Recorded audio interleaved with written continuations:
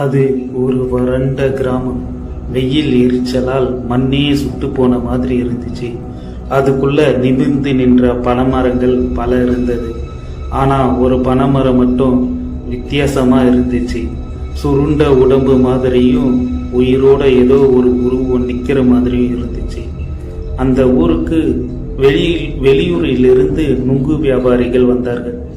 அவர்கள் வேகமாக வேலை செய்யக்கூடியவர்கள். ஒரு நாளில் நூற்றுக்கணக்கான பனைமரங்களில் ஏறி பல நுங்குகளை வெட்டி விற்கக்கூடியவர்கள். ஒரு நாள் ஒரு மதிய நேரத்தில் வெயில் நெருப்பாக இருந்த நேரத்தில் ஒரு வியாபாரி அந்த மர்ம பனைமரத்தில் ஏறினான். மேலே போகும்போது காற்றே இல்லாத அமைதி. கீழே யாரோ பார்த்துக்கிட்டு இருக்கிற மாதிரியான ஒரு உணர்வு அவனுக்கு. அவன் நுங்க வெட்ட ஆரம்பிக்கிறான். அப்போ காலில் ஏதோ குளிர்மையான ஒரு உணர்வு தோன்றியது. கீழே பார்த்தா கருப்பு தேள் ஒரே கடி கடித்தது. அவன் கத்தினான், ஐயோ என்று.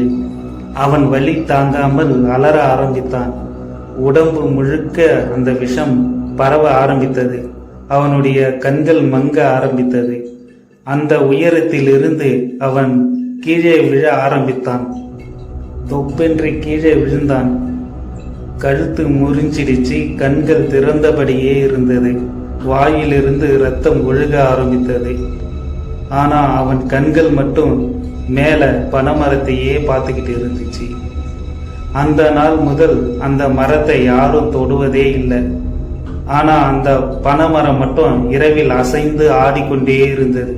காற்றே இல்லாத நேரத்திலும் வேகமாக ஆடிக்கொண்டே இருந்தது.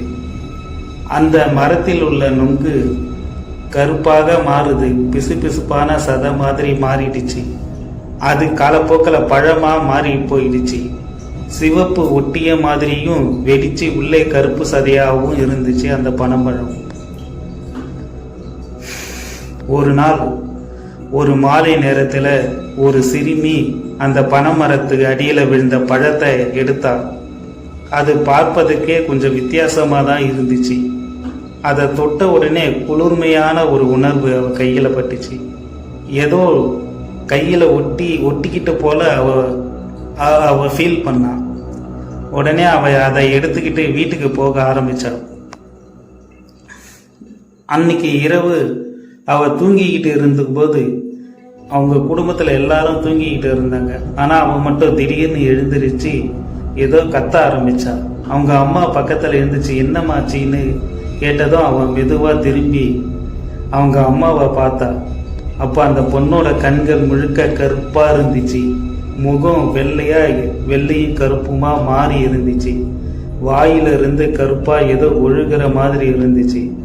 அப்போ அவ பின்னாடி இருந்து ஏதோ ஒரு ஆண் குரல் மாதிரி கேட்டுச்சு. நான் தான் கீழே விழுந்தேன், நீ மேலேயே எடுத்துக்கிட்டியே அப்படின்னு ஏதோ உலர்ற மாதிரியான ஒரு சத்தம் கேட்டுச்சு. உடனே நான் தான் நுங்கு காலம் வந்திருக்கேன், நான் அந்த மரத்திலேயே சிக்கிக்கிட்டேன், என்னை காப்பாத்துங்கன்னு உலர ஆரம்பிச்சிச்சு. அந்த குரல் ஏதோ எங்கேயோ கேட்ட குரலை போல இருந்துச்சு அவங்க குடும்பத்தில் இருக்கிறவங்களுக்கு.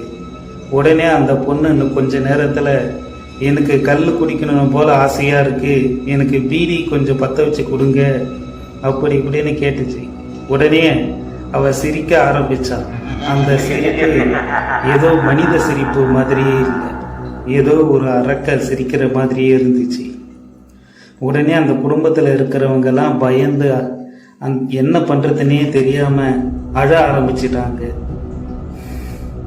அதே நேரத்துல அந்த மரம் மட்டும் ஏதோ பைத்தியம் பிடிச்ச மாதிரி அங்கேயும் இங்கேயும் ஆட ஆரம்பிச்சிச்சு. அந்த மரம் காத்தே இல்லைனாலும் வேகமா ஆடுது.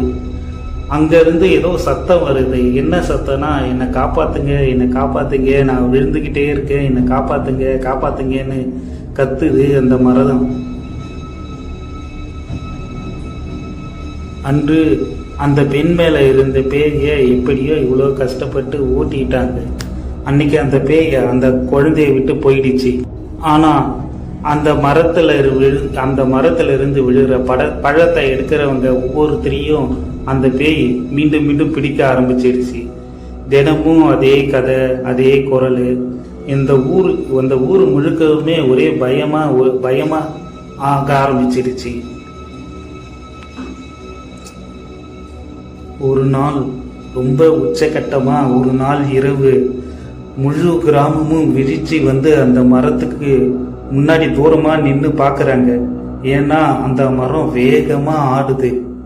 வேகமா ஆடிக்கிட்டே கத்த ஆரம்பிக்குது. என்னை காப்பாத்துங்க, என்னை காப்பாத்துங்க, நான் இன்னும் அந்த மரத்துல இருந்து விழுறேன், என்னை காப்பாத்துங்க, காப்பாத்துங்க, நான் விழப்போறேன், என்னை காப்பாத்துங்க, என்னை காப்பாத்தலைன்னா உங்க யாரையும் சும்மா விட மாட்டேன், காப்பாத்துங்கன்னு கத்த ஆரம்பிச்சிருச்சு அந்த மரம்.